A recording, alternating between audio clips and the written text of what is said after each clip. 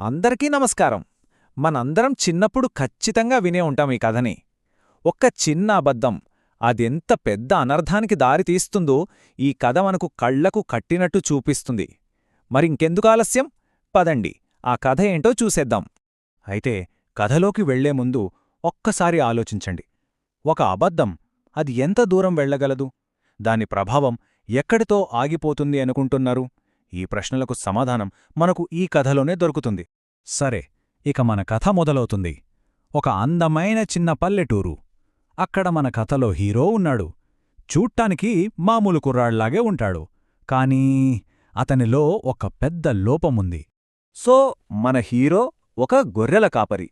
అతని జీవితం చాలా సింపుల్గా, ప్రశాంతంగా వెళ్ళిపోతూ ఉంటుంది. కాని అతనికున్న ఒకే ఒక్క చెడ్డ అలవాటు అదే మొత్తం కథను మార్చేస్తుంది. ఇంతకీ ఏంటా అలవాటు? అబద్ధాలు చెప్పడం. అతని దృష్టిలో అబద్ధం చెప్పడమంటే అదో సరదా గేమంతే. కాని ఆ సరదా ఆటే ఎంత ప్రమాదంగా మారిందో, ఆ ఊరి ప్రజల నమ్మకాన్ని ఎలా ముక్కలు చేసిందో ఇప్పుడు చూద్దాం. ఒకరోజేమైందంటే, ఎప్పటిలాగే కొండమీద గొర్రెల్ని మేపుతున్నాడు. చాలా బోర్ కొట్టిందతనికి. సడన్గా ఏదో సరదా పని చేద్దామనిపించింది. అంతే, ఉన్న పలంగా గొంతెత్తి అరవడం మొదలుపెట్టాడు. పులొచ్చింది, పులొచ్చింది అని. అంతే, ఆ అరుపు వినగానే ఊళ్ళో వాళ్లంతా కంగారుపడిపోయారు. ఎవ్వరూ ఏ పనిలో ఉన్నా సరే ఆ పనులన్నీ అక్కడికక్కడే వదిలేసి చేతికి ఏం దొరికితే అది కర్రలు, గొడ్డళ్ళు పట్టుకుని ఆ అబ్బాయిని కాపాడదామని కొండపైకి పరుగుపరుగున వెళ్లారు. చూశారా వాళ్ల మంచితనం? కాని వాళ్లు కొండపైకి చేరేసరికి సీన్ రివర్స్. అక్కడ పులి లేదు, ఏమీ లేదు.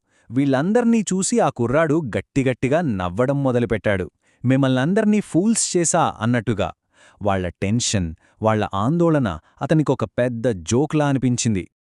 ఇది ఏదో ఒక్కసారి జరిగి ఆగిపోలేదు. అతనికిదొక అలవాటుగా మారిపోయింది. పదే పదే ఇలాగే అబద్ధం చెప్పడం, ఊరి జనం నమ్మి పరిగెత్తుకు రావడం, మోసపోవడం, ఇలా చాలాసార్లు జరిగింది. ఇంక రాను రాను వాళ్లకతని మాటమీద నమ్మకం పోవడం మొదలైంది. ఇప్పటిదాకా అంతా ఓకెత్తు.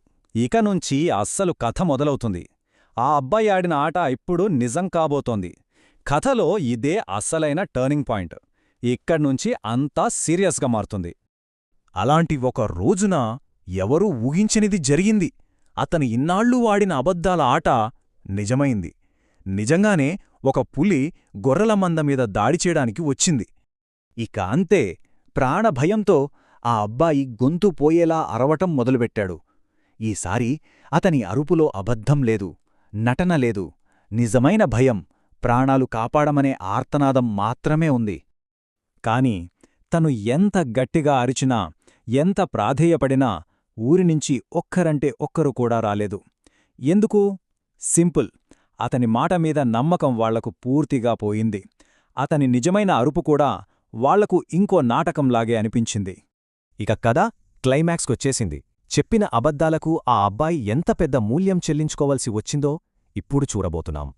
ఊరివాళ్లు ఎవరూ రాకపోవటంతో ఆ పులి గొర్రెల మందమీద పడింది. వాటిని చంపేసి లాక్కెళ్ళిపోయింది. ఇదంతా కళ్లముందే జరుగుతున్నా ఆ అబ్బాయి ఏమీ చెయ్యలేక నిస్సహాయంగా చూస్తూ ఉండిపోయాడు.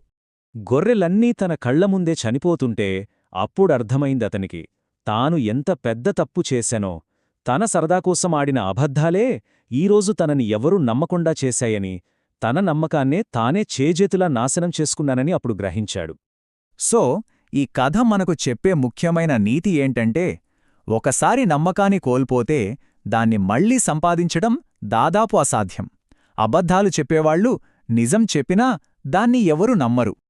చివరగా ఈ కథ మనందరి ముందు ఒక పెద్ద ప్రశ్నను వదిలి వెళ్తుంది.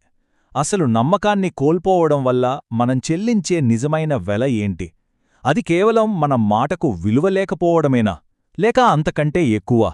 ఒక్కసారి ఆలోచించండి.